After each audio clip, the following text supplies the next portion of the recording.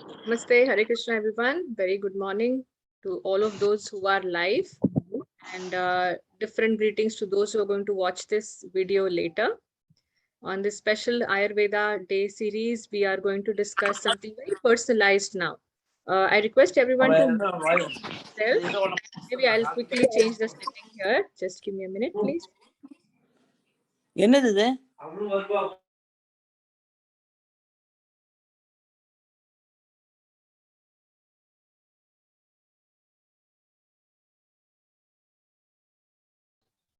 Today we're going to discuss something really personalized sequence, and this is a very unique approach that was not addressed in yoga therapy, but recently many doctors, yoga therapists, Ayurvedic practitioners have come together, and they have discussed that if everything that we do for healing ourselves, making ourselves better, feeling better health wise, for well-being, then why not take our prakriti into consideration while practicing yoga? And if not changing all the asanas that we are doing, but changing the approach also, that how are we holding the asanas, or what are we meditating and thinking while doing the asanas, is going to have a great impact on your prakriti. So I'm not sure if all of us are vata today who have joined since the sequence is on vata prakriti. I'm sure many of you have joined out of curiosity that, wow, is there something like that also, that my prakriti and asana can be combined? So I'm sure few of you are here out of curiosity, few are here with vata related issues or imbalance. So whatever it is, I'm sure the approach, the class is definitely going to be very helpful to you. Okay, Samsung says, so I hear Samsung writes here, I wish I know your name and I could address you like that, that Vata Prakriti. So am I. I'm also Vata Pitta, and I thought I was always Pitta more, but then I realized that after handling into admin projects, I am becoming more of a Vata person. So, okay, Krishna Rupa Devidasi. Thank you so much, Krishna Rupa ji. And how many of you have experienced imbalance in your vata? You can, if you like, you can just quickly unmute yourself and tell me if you know your prakriti already. Okay, Pitta. Okay, good. So you can also join later, also for tomorrow's class. We're going to address each prakriti in next 3 days. How we get to know? Very good question. So we have been running the series on our Ayurveda channel as well, on our YouTube channel, about how to know the prakriti analysis. So of course, there's a foolproof way is visiting an Ayurveda doctor and getting a prakriti analyzed. Okay. Now, for those who have joined out of curiosity, I have no idea what am I talking about. What is this prakriti? So in Ayurveda, of course, I will not go into detail because our doctors have already given a lot of classes on this on the YouTube channel, and even recently some series are going on. I highly recommend you to connect to those classes as well. And that will give you an amazing idea, proper clarity of what are we talking about when I say Prakriti. But precisely for those who have joined and are confused right now, what is this class about? So as per Ayurvedic approach, or as per Ayurveda science, we have this constitutional energies in the body, which helps us functioning our daily, our physiological body, our psychological health. So these three energies are referred to as doshas in Ayurveda, right? These three constitutional energy are referred to as doshas. And that's why if anybody has ever been to Ayurvedic doctor, they will first thing they will do is to check your dosha. Now, dosha we all have it. So it's not a disease as such. So what are these three doshas that we have? We have Vata Prakriti. Prakriti again is a constitutional energy that we have, right? So Vata means the wind element or the air element in the body. Then Pitta. Pitta Prakriti is there. We all know people talk about this mostly. More generally related to the fire element in the body. Okay. And or bile, in English we call it bile element, or pitta, commonly known as. And the third is kapha prakriti, okay, mucus. So these are the three prakritis that we all have inside of us in different proportions. And this is not a problem. We all have it. We all need it to function physiologically, psychologically for our well-being.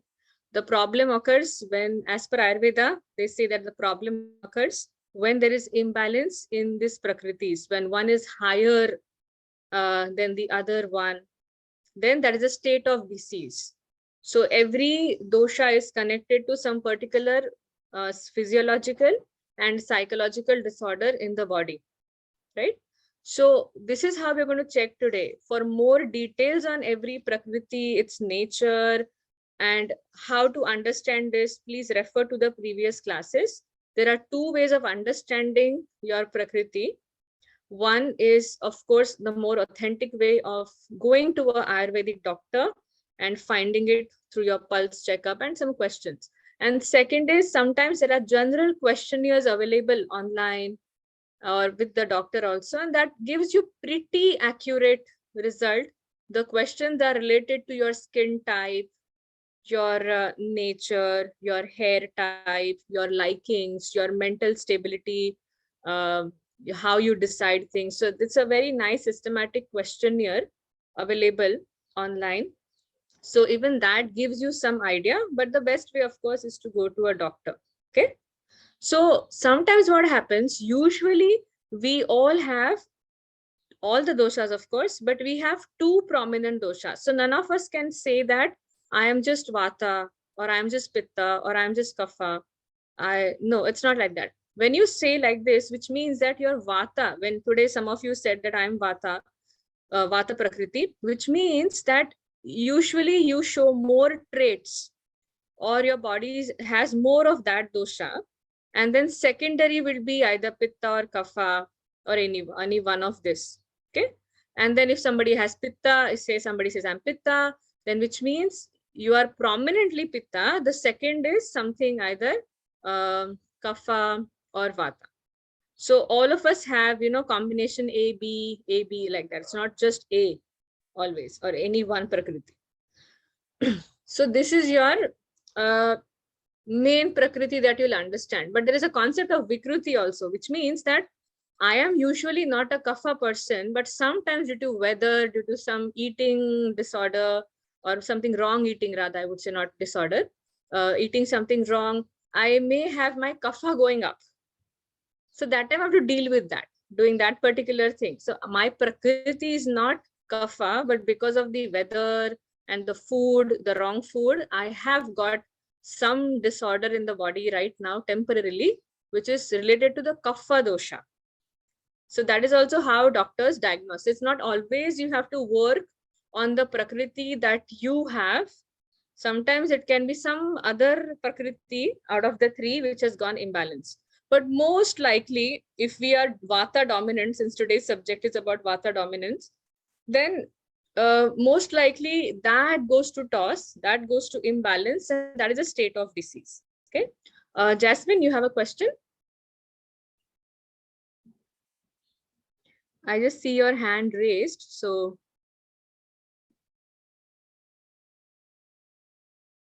maybe you can put in the chat box, since I don't see the movement on your screen. Okay. Yes, Jasmine. Yeah, already on the chat box. Okay, you already put. So for those who are asking for the links, I will tell the host. Maybe Ria, while I'm just talking, you can connect to Priya Chaitanya Prabhu. Yeah, is Ria there? Yeah, she's there. So you can connect to Priya Chaitanya Prabhu and ask him to post the links on the WhatsApp groups as well, and here as well. Okay. Okay. So I'm just going to quickly. So we'll give you all the details with the links for those who have asked the question.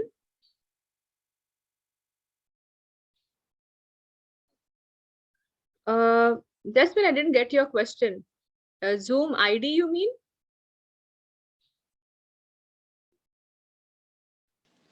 No, I'm asking if we can join in one group, in one account only, because we're in a group, we're in the same house. Yeah, you can have your Zoom account and then you can sign in. Or maybe you check with our admin, Priya Chaitanya Prabhu, if you have his number, maybe he would be able to guide you better on this question. Okay, so let's get into Vata. I have one question, Hare Krishna Mataji. Yes, This is yes. Udyananda. Hare Mataji, my question is Hare Krishna. My question is when we say Vata, Pitta, and Kapha, all these three are are supposed to be in balance, but at the same time we are saying that this is Vata governed body, this is a Kapha governed body. Is it like that one element will be a little high for that specific governed body? Or? Yes, correct. That's correct. So mostly for me, for example, when I did my Prakriti analysis, I realized that I have 55% of 50 to 55, 60% of Vata predominance. Okay. Then 30% Pitta. So I might have certain things related to Pitta qualities also sometimes strongly affecting my life. Okay. But moreover, it's Vata, like my Right. nature, personality, etc. will be more of a Vata. And then of course, few percentage of Kapha. We need all three to function properly. Got But it. one is always governing and dominating. And when that goes little, imbalanced, when there's too much of difference in that percentage, then we will find that we are more of that trait, and we also get disorders related to that Prakriti when it is imbalanced. Okay. And Mataji, we are Am I gonna audible to all of you properly? Just to confirm. Yes, Mataji. So in this session, we are going to discuss how to balance also, is it? Yes, everyone? Yes, we Yes. can hear it, Mataji. Yes. Okay, super. Okay, great. Yeah, just I had some freezing moment on the screen, so I thought I'd just check. Okay. So I highly recommend to have a nice background of some theory class of Ayurveda to all of you, which is so much loaded on our YouTube channel. The YouTube channel is Govardhan Ayurveda and Govardhan School of Yoga as well. So please go to those channels and try to listen to some basic videos that we have on Prakriti. There are a lot of videos along with PPT for your clear understanding. Okay. So let's jump into Vata today directly. And of course, our main focus is going to be on the practice now for next few minutes. So characteristics of Vata Prakriti, again, precisely, it's something cold, dry, constantly moving, air element, right? So of course, what else can we expect from it? So when this goes to toss, or when there is an imbalance of this Prakriti, this particular Prakriti, what do we face physically? Most likely people will complain of indigestion, something to do with the digestion issues. Of course, certain Prakritis are overlapping. Even Pitta people can have digestion issues. But what are kind of digestive issues that Vata people can have? Gases, bloating, not digesting food properly, or infrequent bowel movements.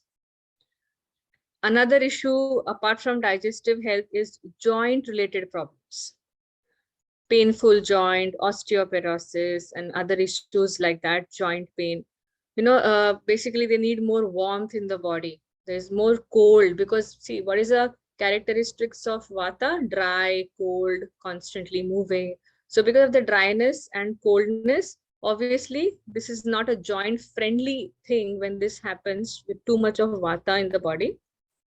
So that is one symptom that people usually have, is anything to do with any of the joints in the body, pain and aches, backache, neck problem. So mostly this pain, aches, joint related issue, indigestion, gases, bloating are some of the common physiological symptoms that Vata person has. Even sciatica is very much connected to the Vata related disorders. Okay. And then you have this was physiological. Now there are some psychological traits as well. Now I really want to know from few of you, or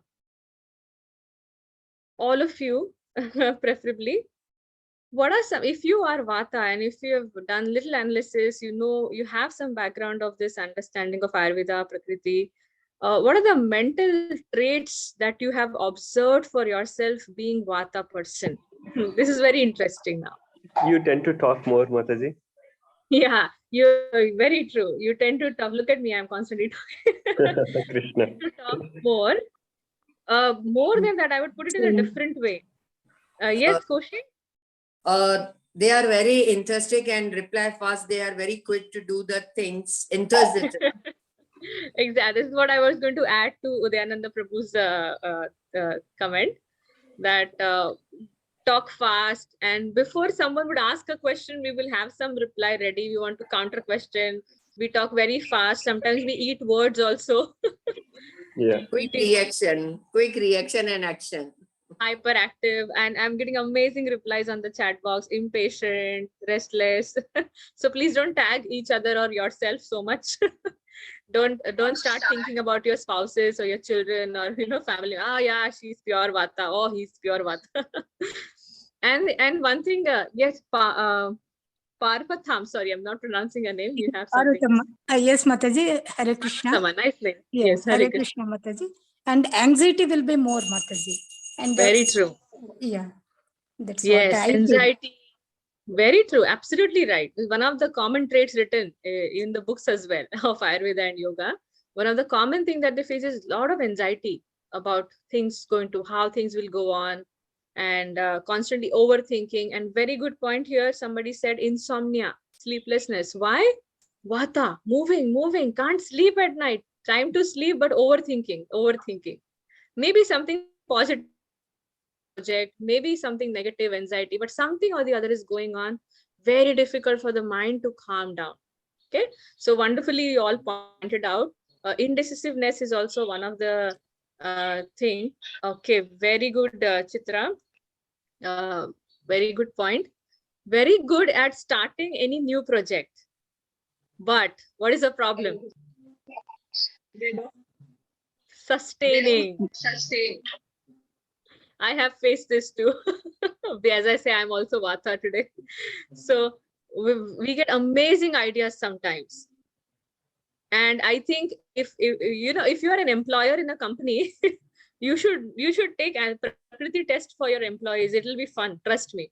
You can always recommend Vata person if you are lacking some initiative in the project in your company or in the workplace or whatever. They are very good in initiating things. So that way you can ask some Vata person to start the project. You can't rely on that person too much on how they're going to sustain the enthusiasm, because you see Vata means achanak they are very enthusiastic about everything and then push. So this is one of the traits very good pointed out, and I was going to refer to it since nobody replied and you replied now. So very good at taking initiative, but the problem is with discipline and sustenance. Mind is here and there.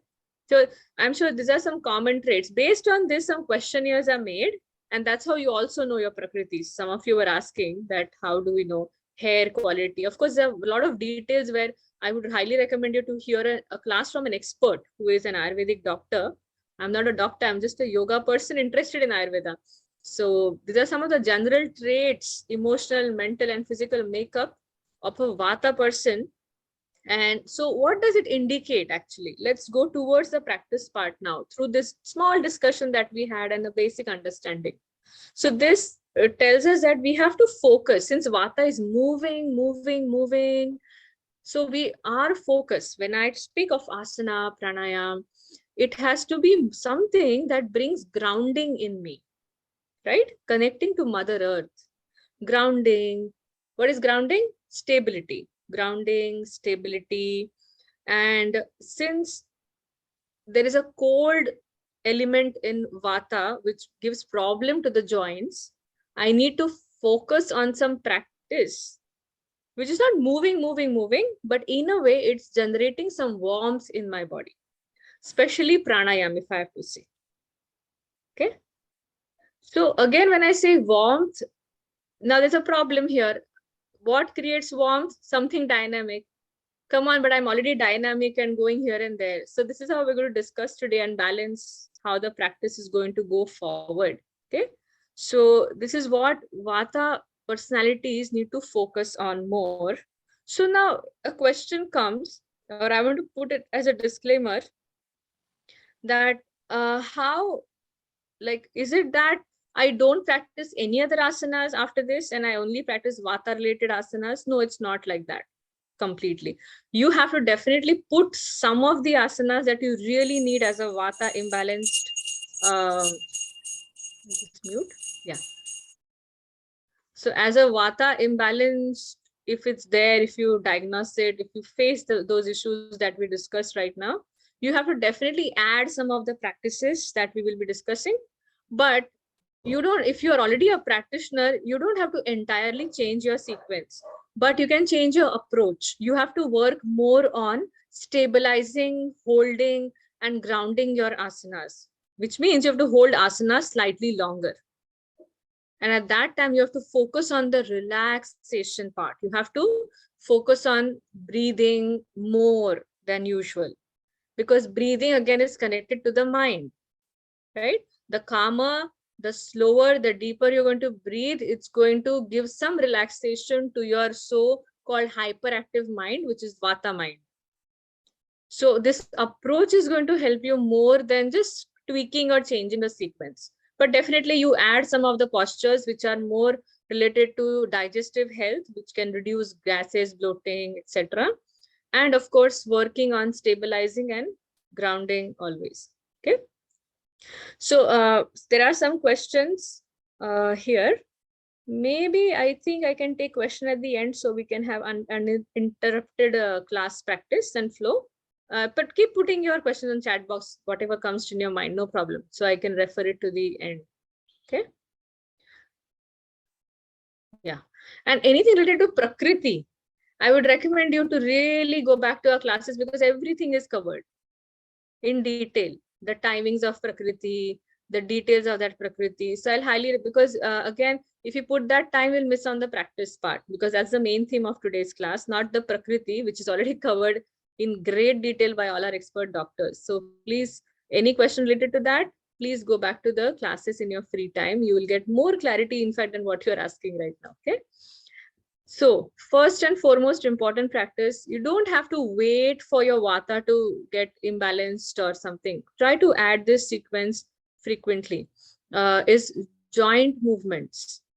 Very, very important practice for you, because anybody with vata imbalance, gradually over the period of time, you will see that it comes somewhere to your pain, aches, joint problems, reduced synovial fluid. Doctor will say there's a dryness, so there's a friction of the bones happening. So all these things is actually related to the vata related issues. So you have to constantly work on this. I'm talking only asana perspective. Please, again, I'm repeating, when you go back to those other classes, you will see how oiling, massaging, diet is also recommended for vata prakriti. But again, this is not a subject for today's class, but try to always take a holistic picture. But today we are focusing on asana. So please go and hear all the classes. It'll really help you to change your diet also, and also some of the lifestyle additions you can make. Okay. So I'm going to spotlight my co-teacher today, Ria, so that we can all start doing some of the simple practices today, which are really good. You should add it. And joint movements are very versatile. Trust me, you don't have to find separate time to do it actually. Sometimes I'm sure you find yourself sitting on the sofa doing nothing much productive, maybe watching something, or nowadays we don't watch, we scroll more. So when you find yourself scrolling, when you do find something doing unproductive, you're traveling, sitting on the chair, waiting for something, you can do joint movements at that time. You don't have to always have a separate time. They are so versatile. You can do it on the chair also. So you don't have, if you have already some joint problems, no problem. You can also do it on the chair. Very simple, but approach is different today that I'm going to share with you. You have to focus with a great attention on how your joints are feeling, and you have to add breathing to it. It's not mechanical. You're not looking around at your house or a fan or some hearing, you're not multitasking basically. That's the most important thing that you vata need to understand. Vata people like to add on things, multitask, and want to finish everything, and then that's why there's an anxiety. So we have to learn. It will be very difficult. trust me, when we start doing some meditative practice, Vata is the one who finds it very difficult to relax, because the moment you find peace in asana class, you want to start thinking something else, or you want to do something else. Just the energy does not allow you to feel peace and calm. You just kind of start thinking something, doing something, some ideas come to you. So this is the effort that you have to put now. This effort and approach is more important than just the practice. Okay. So you all have to sit. If you have a mat, please go ahead and do it along. In fact, I recommend it's a good morning time. We can all do some practice as well. So you can sit on your mat with your legs stretched out. We're starting with the toes. Okay, I'm going to quickly spotlight Ria now.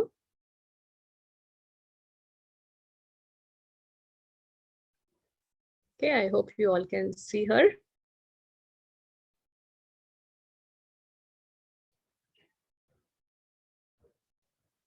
Okay.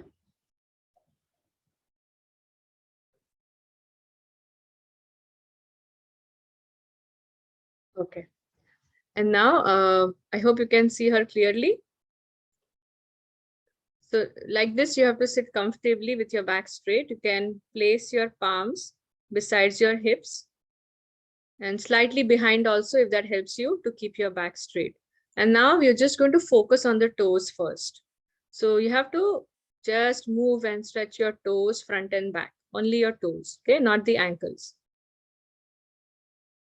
So only isolate your toes. Very small, simple practices, but extremely important.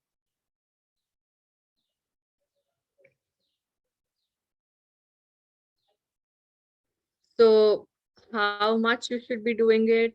Many books of yoga, they recommend around 10 rounds minimum of this, because we're just doing this as a sample today. But when you do it on your own, make a note of this or hear the recording of this class again to design your sequence. So we will be doing around, in a regular basis, 10 rounds. Okay. After toes, you have to work on the next joint, which is your ankle joint. So now stretch your toes in the front and back. Yes. So this is like an ankle stretch that we are giving.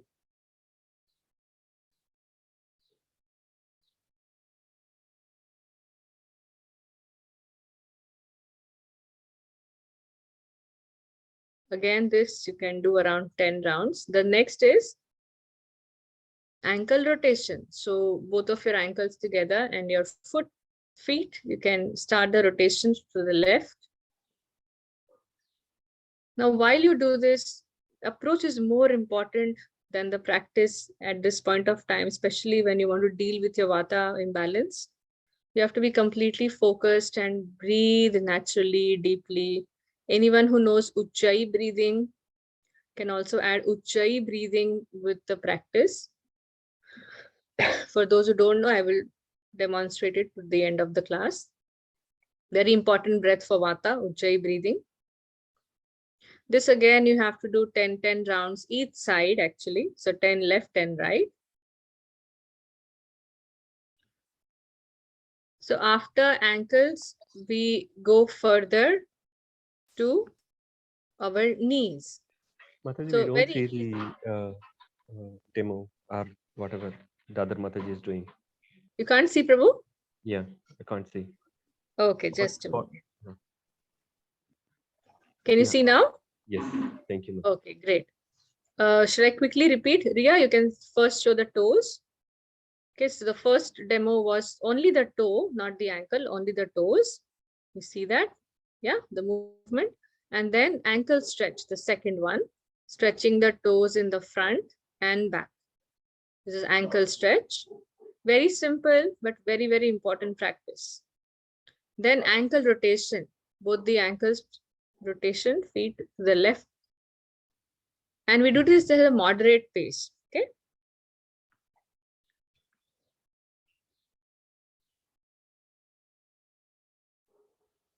Yeah.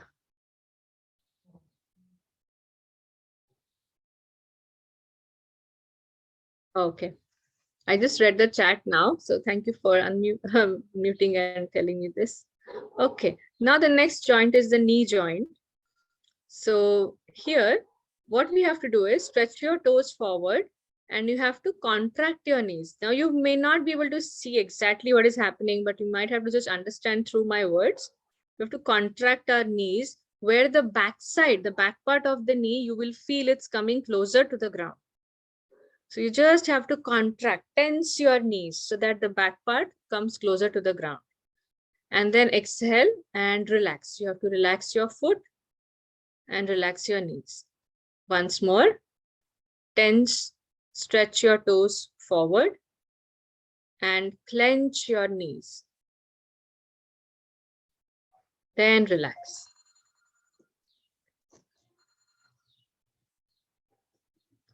Yeah, like this again, you have to do it for 10 times. Relax. The next is for hip joint. And here we do a nice movement called as rocking the baby movement. There are different variations. We'll do the rocking baby one. As a sample, I'm trying to show you at least one important exercise for each joint. Otherwise, there are never-ending variations where, of course, you're part of family now, you can keep learning from the yoga school. But as a sample, we're just focusing on the important ones today. So now for hip joint, you can, anybody with knee problem, just see how you feel with this. It's not a problem, you can still do it. Anybody with weak hip joint also, be careful, do it slowly, see how your body feels. Don't force yourself since you don't know if you're practicing for the first time. So take it easy. Now fold your right leg in knee. Okay, in such a way as if you're going to hold the baby. Okay, so your right hand is going to support your knee underneath and you're going to hold the foot with the other hand. You can also interlock the fingers if you want, or you can keep it separate. Just your right palm supporting the knee and the left hand supporting the foot. Okay, so whatever way is comfortable to you, whatever angle you can lift up your lower leg, you can do that, the chest line. And now you're going to rock the baby to the side and front, side and front.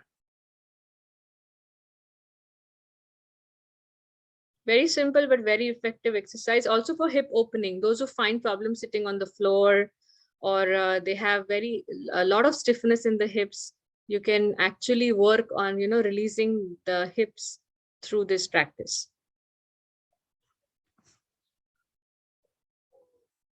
This again, you can do around 10 to 15 times on each side and keep breathing naturally, nicely. Okay, changing to the other side now.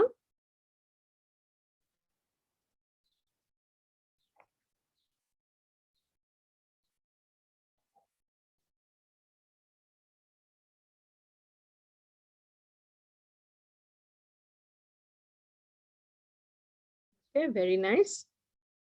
Okay, relax.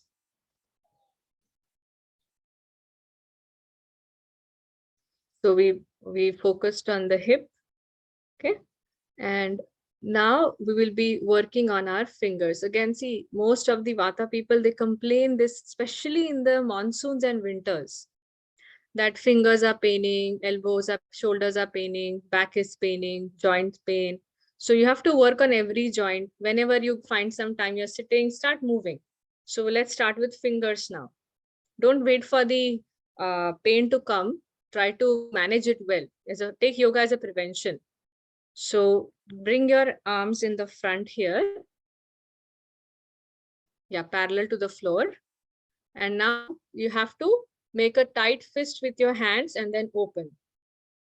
So here you can bring your hands up a little bit. And open your fingers wide and then make a tight fist. Again, open, close. Now, if you already have some joint pain, your arm starts to pain, no problem. You can tuck your elbow to the side of your ribs and then do it. So fold your arms and then, if keeping it straight is also difficult for some of you, already having some shoulder pain or etc. This is very, very important practice again to avoid any pain that you feel on your fingers sometimes or the wrist joint. Okay, and then we are going to move our wrist up and down. So again, you can keep your arms straight or you can fold your arms depending on how you feel. So use your full range of motion here. Try to go back all the way with your fingers and down.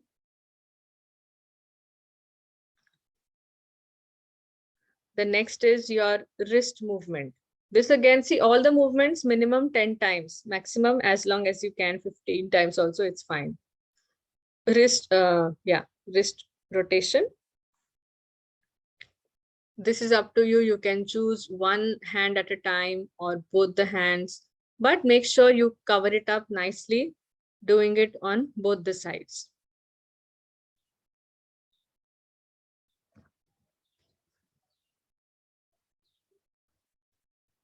Okay, relax. Then we go for elbow, and here we will do some chest opening. We'll combine the benefits for proper breathing also. So for elbow movement, you bring your fingertips on top of your shoulders, elbows pointing to the side. And now you're going to breathe in and open your arms to the sides. Then again, breathe out, bring your fingertips on top of the shoulder. Again, open. So when you open, of course, you breathe in nicely because see your chest is open. You want to breathe in properly. Then breathe out, close. Breathe in, open. Breathe out, close. Like this also, you can do up to around 10 rounds of this. Then shoulder movements, you lift your shoulders up to the ears and breathe out, down.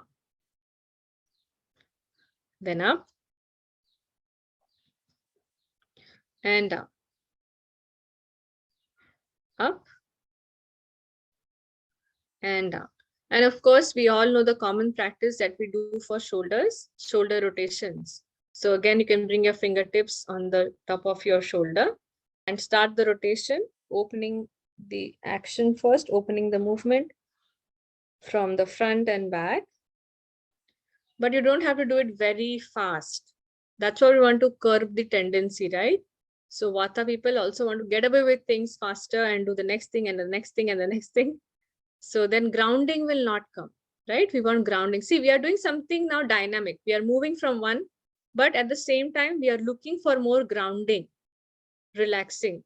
So make sure that the approach is you are really focusing on each joint and working. You can change the side now if you haven't changed it yet.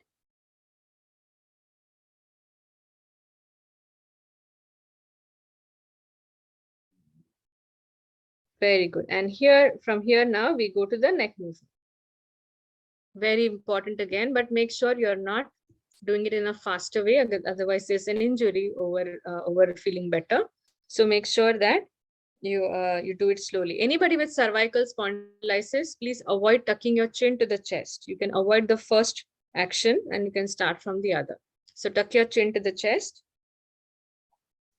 Center. Roll your head back. Center. Bend your neck to the left side.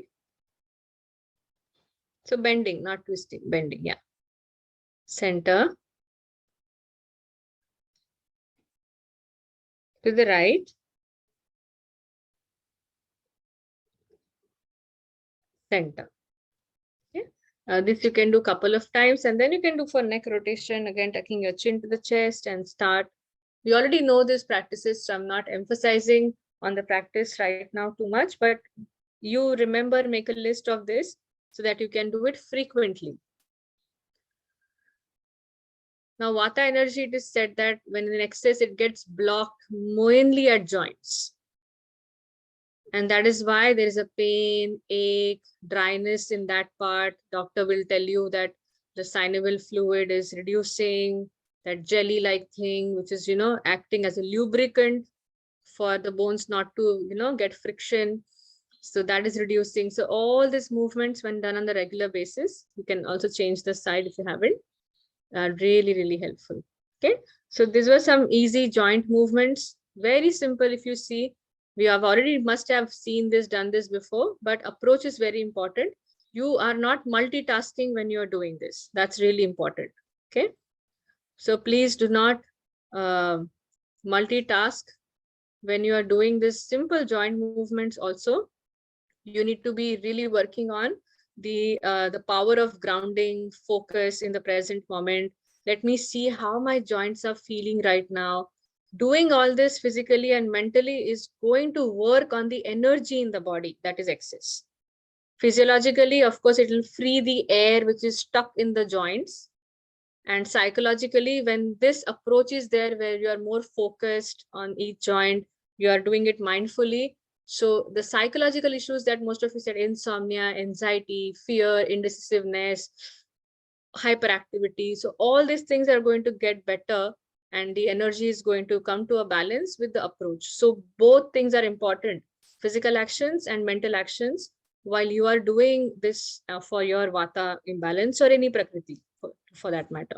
Okay, so this was simple joint movements, and let's focus on some of the asanas that Vata people have to add to their sequence. It's not that you have to only do this much. It's not sufficient for your overall fitness and health, but definitely some of the asanas that you should consider adding, because again, the seat of Vata can have some trouble with the digestion. So we're going to focus on some asanas which are good for the digestive health, okay, and also good for the grounding. So 2 in 1, okay.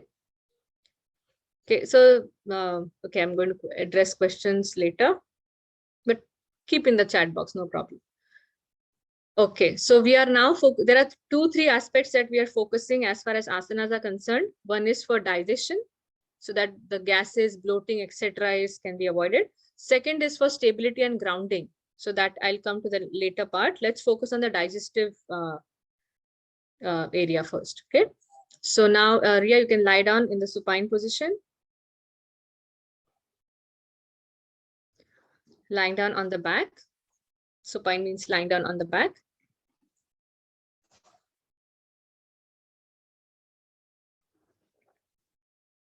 Start with Pawan Muktasan quickly. So you can fold both of your legs in knees. We already know, many of us know this asana.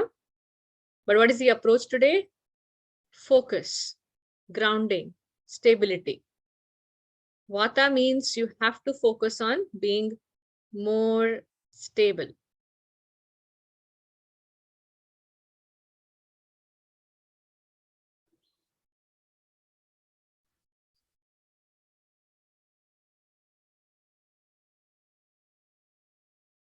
So when you're holding this asana, you can also close your eyes, just focus on how stable you can be in the asana without thinking. And if your thoughts are there, let them go towards your asana only.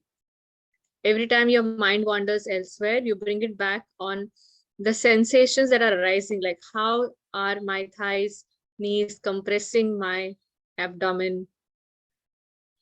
What are the sensation? What is the compression I'm feeling on the abdominal region? Anything that I'm feeling on my back, arms, legs. So you have to continuously maintain your stability, only revolving around the thoughts of asana. Okay, release. Now bring your feet on the ground, keep your legs folded. And you can keep your arms to the shoulder line, palms facing down. Now from here, yeah, we can see you, Ria, no problem. I thought you don't have space to the other side, got it. Okay, now you can take both of your knees to the left side and roll your head to the opposite side. Your knees are together. If there's little distance, doesn't matter. All we are working is on squeezing little bit of the digestive organs, the region there, basically the abdominal area. And then swapping over to the other side.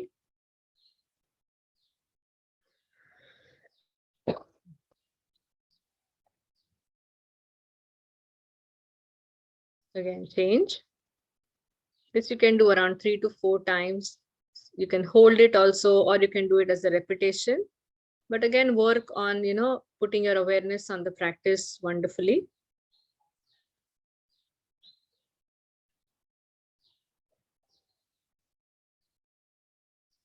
Okay, release. And slowly come up into a seating position now. Okay, this was for digestive health. Of course, there are many asanas, but let's see all as a sample so that you know how the squeezing action of abdominal region is going to help for, gases, bloating issues, etc. Okay. Now we're going to do the 2 forward bend asanas, which are really important for Vata personalities, because I am going to spotlight myself to tell you something very interesting, what I see in my classes. And without even knowing that person, I understand the Prakriti. So what happens in when we take, now of course I'm missing a lot on taking the live classes because of COVID. Very few classes are happening here. But every time back then before COVID, when we had regular classes, so there's this asana called as child's pose, Paschimottanasana, which I want to show you now. So what I see is when anybody who is Vata and goes into forward bend, like forward bend, of course, you all know, going forward, right? Ria will show you properly if you don't know. So in that forward bend, I would see the Vata person is always playing tabla with the hands, or is he seeing here and there, like can't be inside, can't just calm down or close the eyes or internalize, always external, always want to see around what's happening, or adjusting the pose, moving in a passionate way, or looking here and there. So, and mainly in child's pose, where you have to go down, bow down, like how we do dandavats in the temple, especially how the ladies do dandavats. So that way, again, some tablas are happening, there's no stability. So that's what we see. What we need now, grounding, internalizing, because we are struggling with over extra thoughts, hyperactivity. Yeah. And the mind is here and there. So again, through forward bend, all the variations that you personally know, you can do it. All the forward bend. And when I say forward bend, even standing forward bend is included. I'm going to show the sitting one. We will do standing at the end again. So even that is very important for grounding. Okay. So let's see this couple of asanas, really important to be a part of your sequence. So let's start with Paschimottanasana, Riya. So we don't need perfection now in forward bend. My goal here is not to bring your head down to the knee. My goal is to internalize your awareness and still bring some benefits to your abdominal region for digestion. So this is working in both the ways, for digestion also, and for grounding, stability, and internalizing also for your Vata. So raising your arms up, lengthening the spine, and now breathe out, go forward. Now, when I say go forward, you don't have to hunch a lot. You just have to reach wherever you can. Even if your hands are reaching only to your knees, shin, ankle, wherever it reaches, doesn't matter. Just be there. Best thing what we can do is try to close our eyes and just focus on our breath, on all the stretched parts.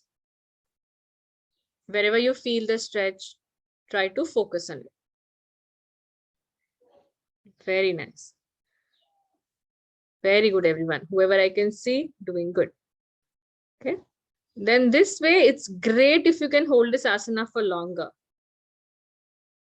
Of course, this comes with practice. Slowly release now. If you have any severe back issues, please be mindful. Then the second pose is child's pose. Again, very good for relaxing. You see, the anxious mind is Vata mind. So relaxation is really important, and this is one of the best relaxation pose, child's pose. So the preposition is Vajrasana. Anybody with knee problems should be avoiding Vajrasana. So if there is anyone in the class, you can skip this asana. So sitting in Vajrasana, where we sit on the heels. I'm sure many of you are already familiar with this one. Then again, you have to raise your arms up as you breathe in, and with nice long exhalation, you go forward. And try to bring your forehead to the floor. If that is not happening, that's okay. Make a fist with your hands and rest your forehead on your fist. Or you can always take a pillow. You can watch Ria for the variation that I just mentioned if your head is not touching. So you can see how fist can be made with the hands.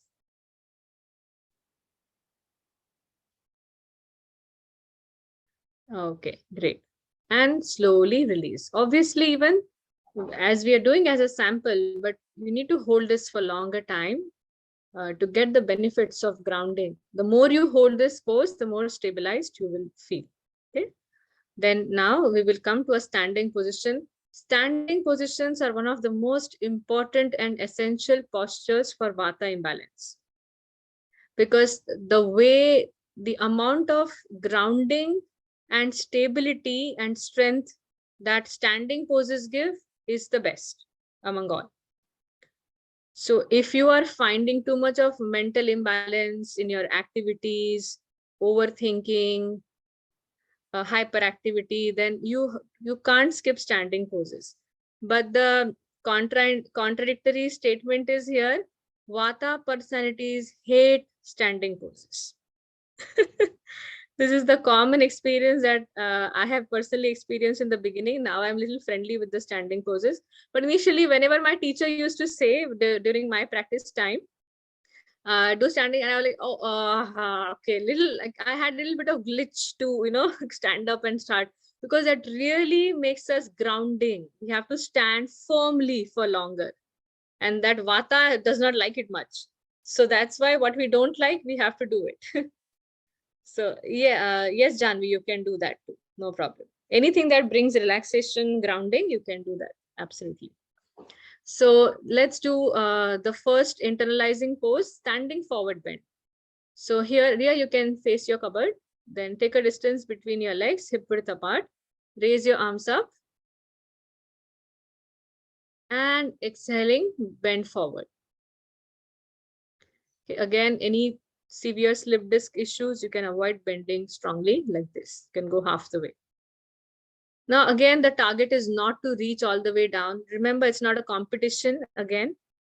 It's just, you know, the internalizing, grounding, stabilizing. So this pose really helps in that. And you have to focus on the nice breath work. Keep breathing deeply. And now slowly again, inhaling, come up. Do this pose as long as your body allows, maybe up to a minute or so also will be nice. And exhaling, lower down your hands. Okay. Then again, you can face forward. And we'll do the easy Virasana variation like Virabhadrasana. Take a distance between both of your legs. Bring your hands on the shoulder line, palms facing down. Now this pose really gives amazing grounding, because see how our feet needs to be firmly grounded on the mat. So make sure your feet are firmly grounded, stuck to the mat. Okay. And now turn your right foot to the right side. Left foot slightly inside, maybe at a 45-degree angle, or the angle which is comfortable for your balance. Let your hip face forward only. Now bend your right leg in knee, ideally at a good angle, 90-degree closer, where the thigh comes parallel. And now you keep your gaze focused at your right fingertips. This is very, very important pose for stabilizing and grounding.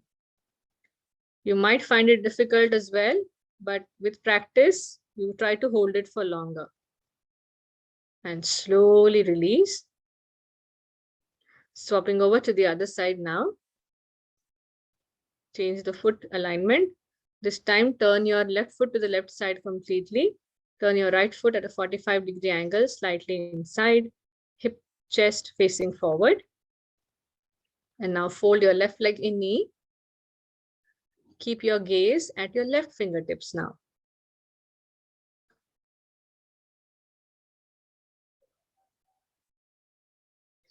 Your consciousness, your energy, internal mind is working on grounding, holding, stability.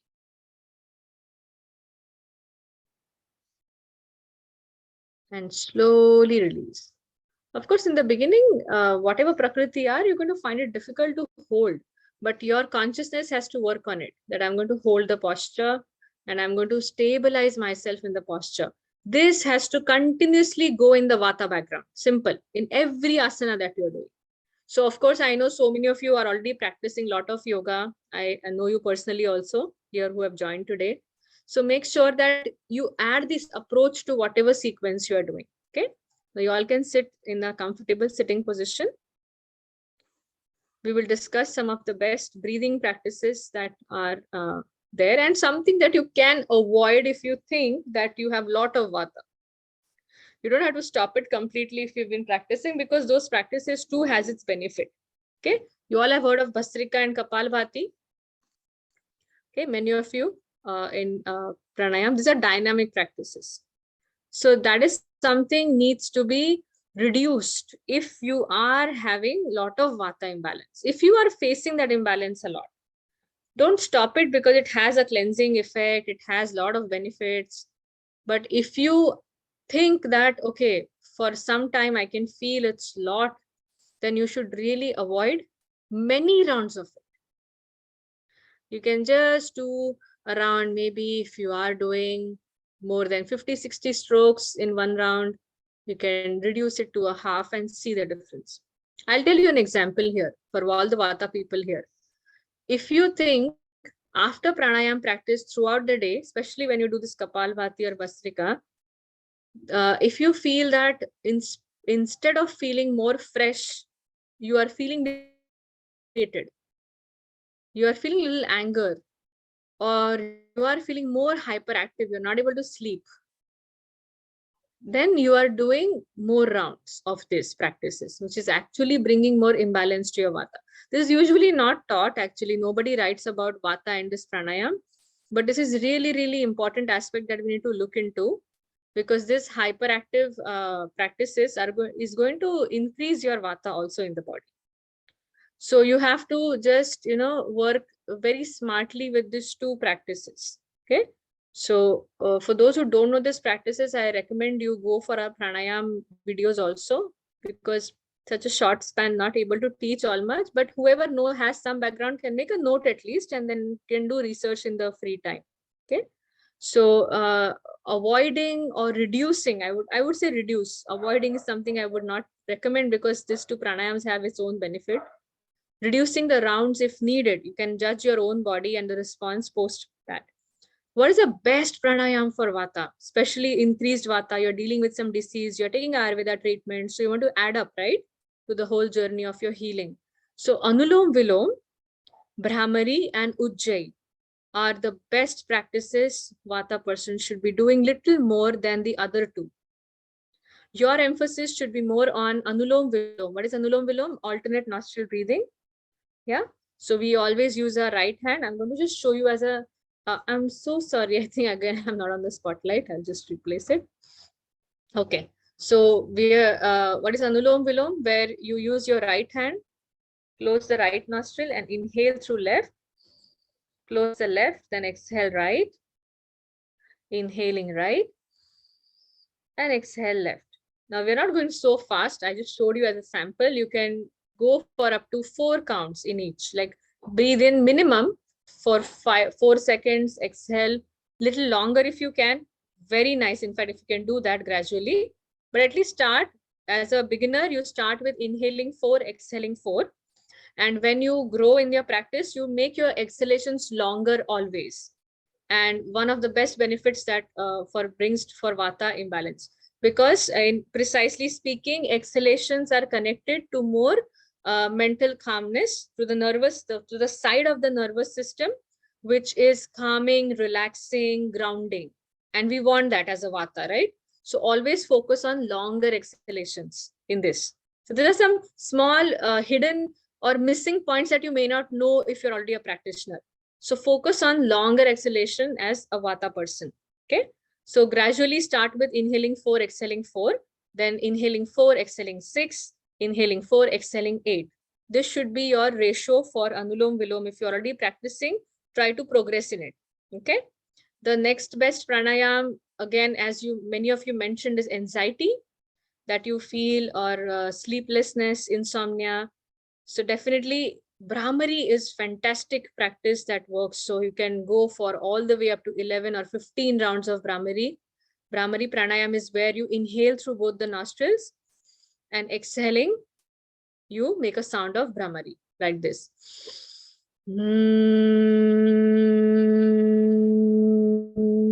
Of course, and we do this practice with our eyes closed, taking a mudra of your hands. So hearing your own sound vibrations, or take any dhyana mudra of your choice.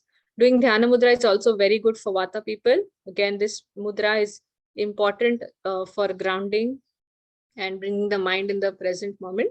Okay, so that was about Brahmari. And Ujjayi. Ujjayi is again very essential for relaxation. At the same time gives energization to the body, which is not negatively impacting Vata, but it's good. So Ujjayi is where you contract your throat slightly and then you inhale and exhale in that manner only. So what is a quick example, like if I have to show how to do the Ujjayi, is I've already shared it in a couple of classes. Maybe few of you know Ujjayi breathing. For those who don't know, maybe you can try this. What is Ujjayi breathing? So imagine that you have to blow the air. You all have seen Colgate ad some point. They smell their own breath. So that's what you have to do now. Bring your hand in the front and breathe out. Like smell as if you're doing a Colgate ad. You're a selected model now for the ad, and you have to give your audition to me. So just do it now. Done? Huh? Here, sabne, you have to open your mouth and do it, right? Now I want you all to do the same thing with your mouth closed. The same thing actually, but with your mouth closed. Don't have to press it tightly. General, just lip to lip, mouth closed. Now what you felt right now was Ujjayi, exhalation.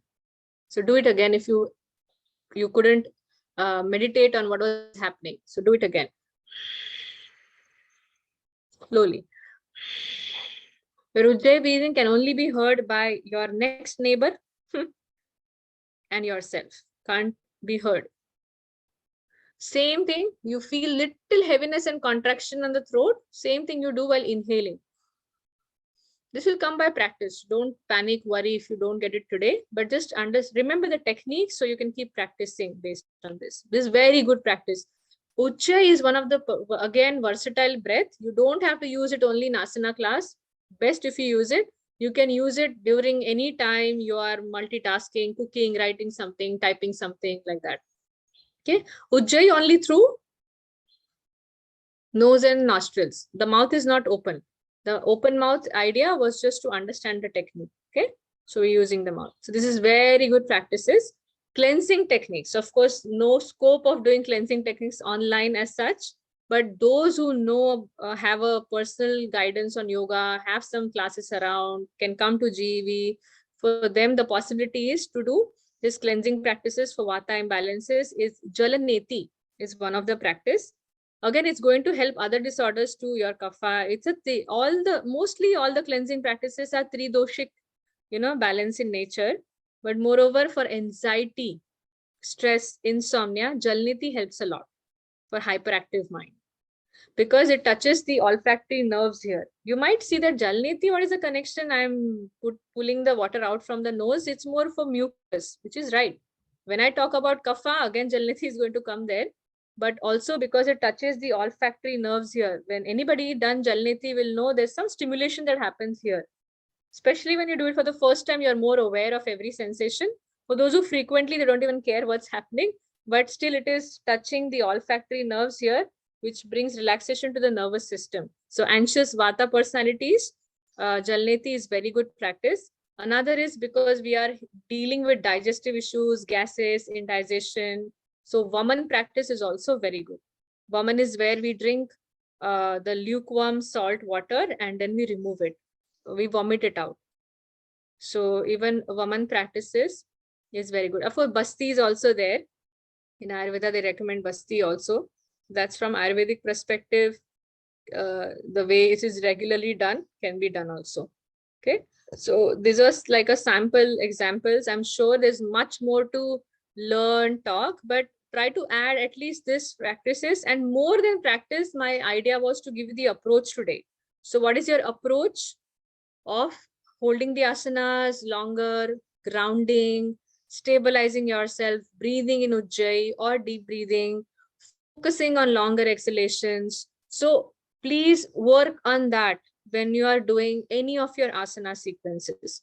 Whatever you're doing, Surya Namaskar, if you're doing it very fast again, being Vata, try to do slow rounds, but more rounds if you want.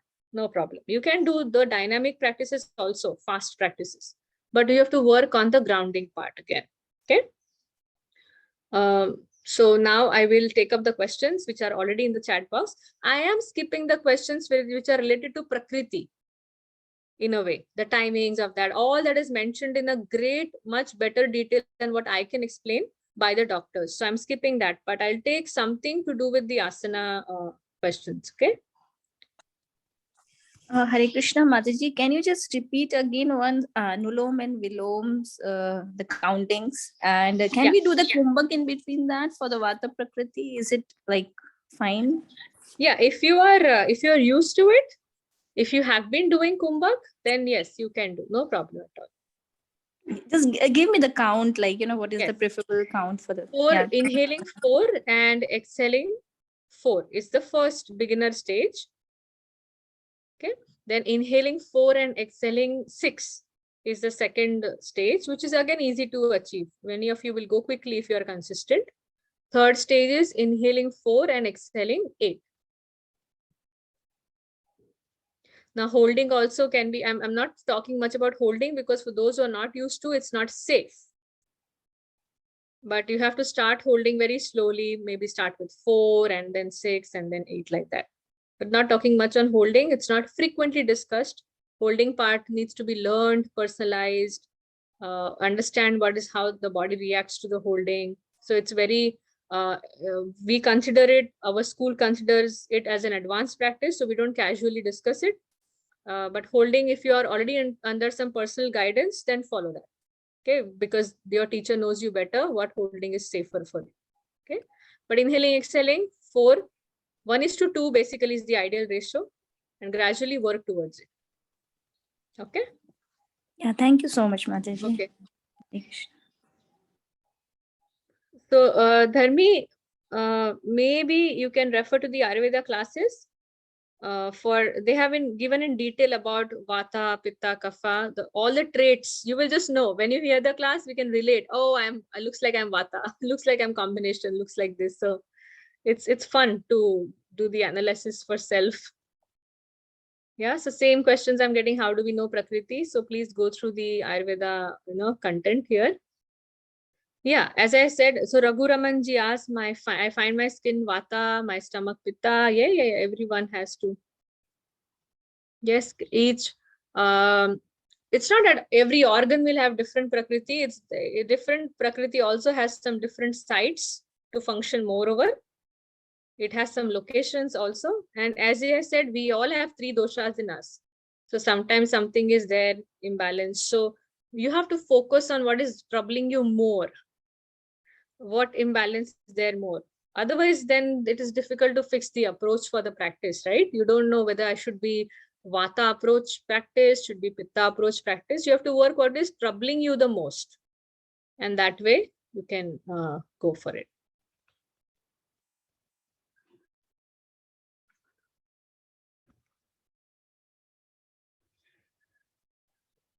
Okay.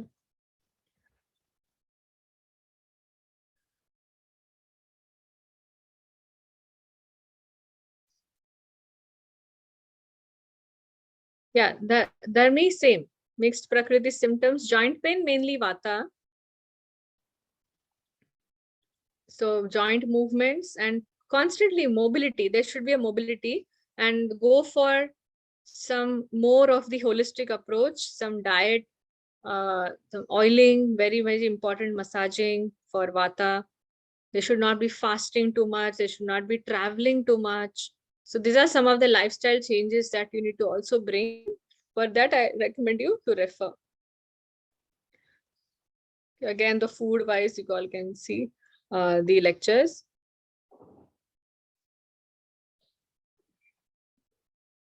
Vaman and Jalniti, how frequently it should be done? If you have no issues, then just twice a month is fine. Or if you want to do weekly also, it's fine. If you find it safer, especially Jalniti, you can do it. But if you have disorders, maybe doctors, they advise you a little frequently, like alternate days, every day for up to some time, 8 days or something. Like 8 days continuously, you would do Jalneti, 8 days continuously. But this is more therapeutic, more personalized. But generally, if you think it's not, the body is not messed up so much, once in a week or 15 days once, it's fine. Thank you, Mataji. Thank you.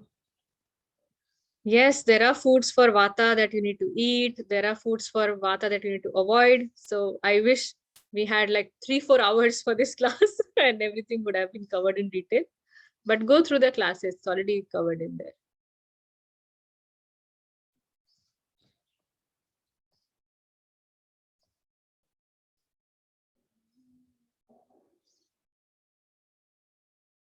Okay, I think done the questions. If I've missed anything, you can just, yeah.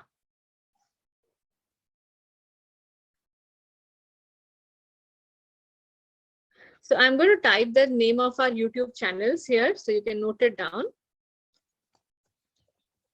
Govardhan Ayurveda. Okay, this is one. And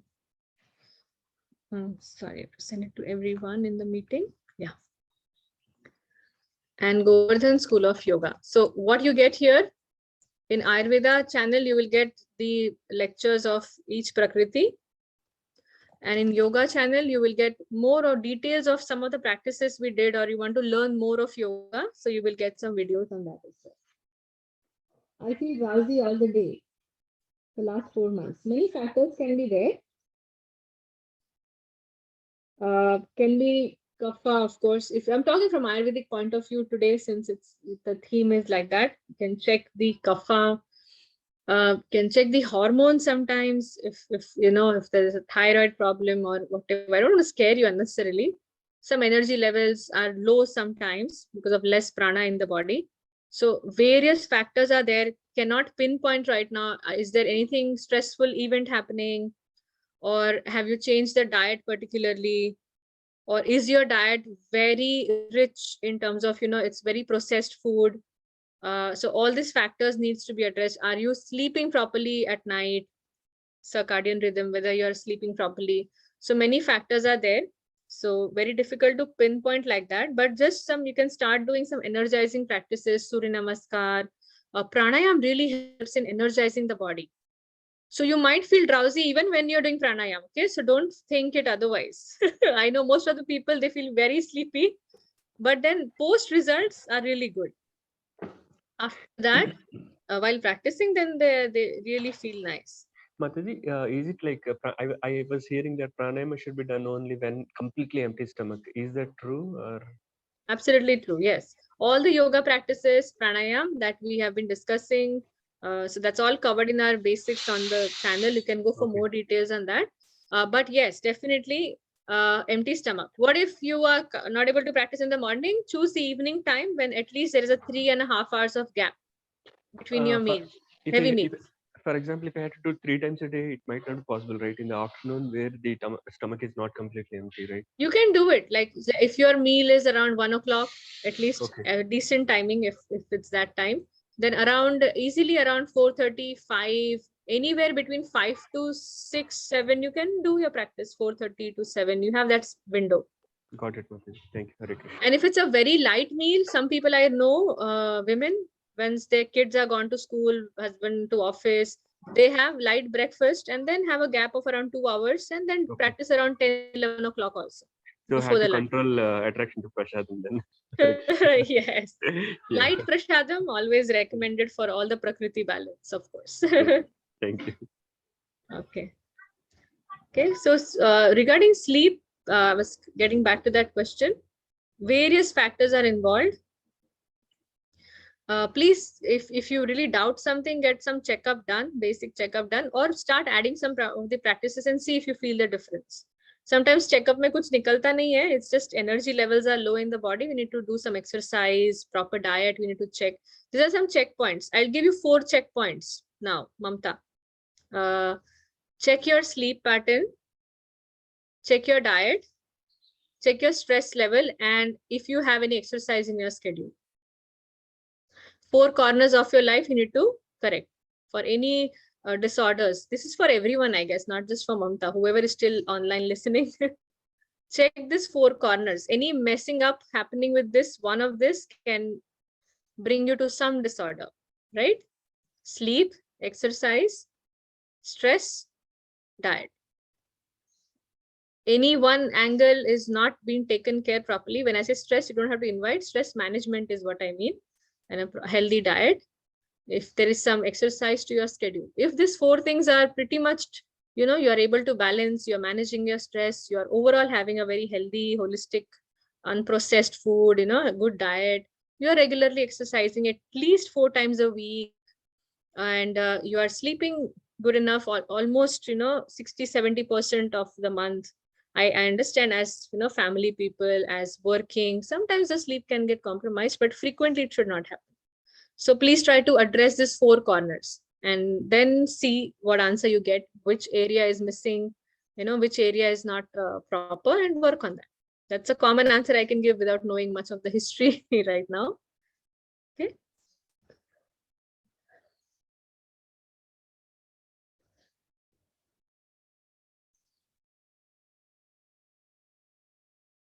Yes, when I say diet, liquid, water intake, everything covering in that. Okay. So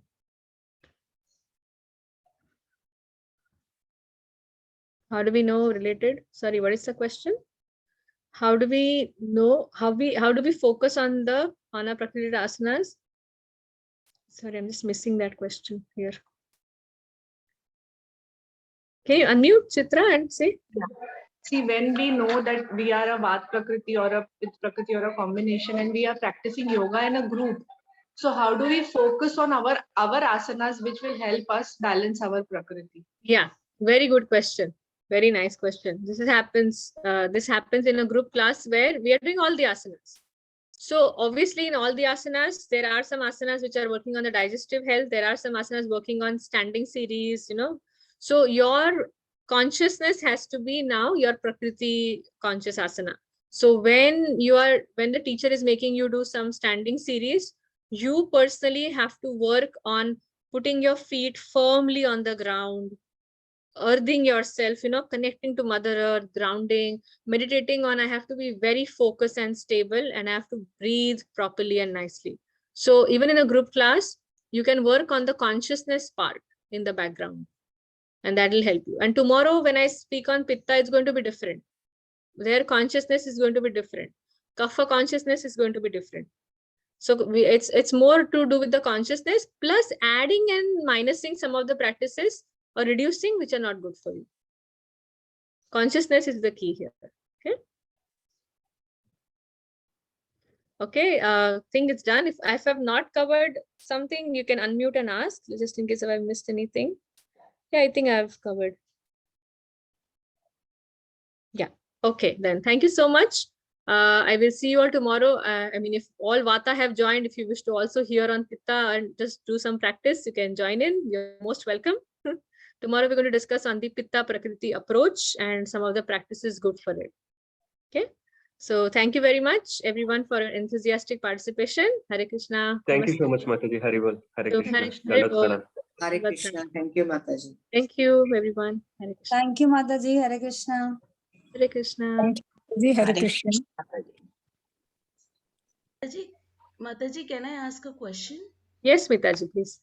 Yeah, I wanted to know, like, if a Vata Prakriti person is doing pranayam very rigorously, can it cause any problems? It will be more, the mind will be at times, depends on what other practices are coordinated or supported to that. But Right. most likely, if it's only one pointed approach, like too much Right. of vigorous and more rounds, you Right. might not find any grounding in that person. The person is always hyperactive in spite of doing pranayam. Yes, yes. I So have this can observed be, that. Yeah, yeah. yeah, yeah. So Kapalbhati and Bhastrika, the person needs to be doing pranayam in a more relaxing way and reducing this hyperactive pranayam like Kapalbhati and Bhastrika, little lesser rounds. Not stop Right. it maybe, Yeah, but if yeah, there's yeah. too much of hyperactivity, maybe few alternate days only you should do the Kapalbhati Bhastrika. Otherwise, focus more on grounding, relaxing. That's the problem. Vata Yeah. person finds it difficult to do relaxing pranayam. Vata Yeah. enjoys more of moving pranayam, dynamic. Yeah, because I have observed that, Vata Prakriti, and then, you doing pranayam and all the asanas so rigorously, and then finding no benefits out of it. And then they are saying we are, continuously in that cycle of physical symptoms and, this mental restlessness coming up in a cycle. Absolutely. So very good observation. So Yeah. person needs more of a stability, not just exercise, but relaxing in the asanas, grounding in the asanas, breathing in the asanas, holding the asana is very important. So maybe this approach can be promoted. Yeah, I really want to thank you so much because it will, it gives me a very nice vision, Great, your Mataji. session. Thank you so much. Great. Thank you. Your encouraging words are really kind. Thank you. Thank you so Means a much. lot.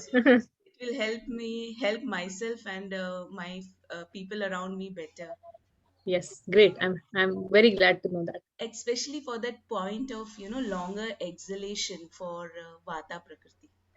Very important. For everyone, Yes, of course, but especially Vata struggling with anxiety and overactive mind, very important. yes.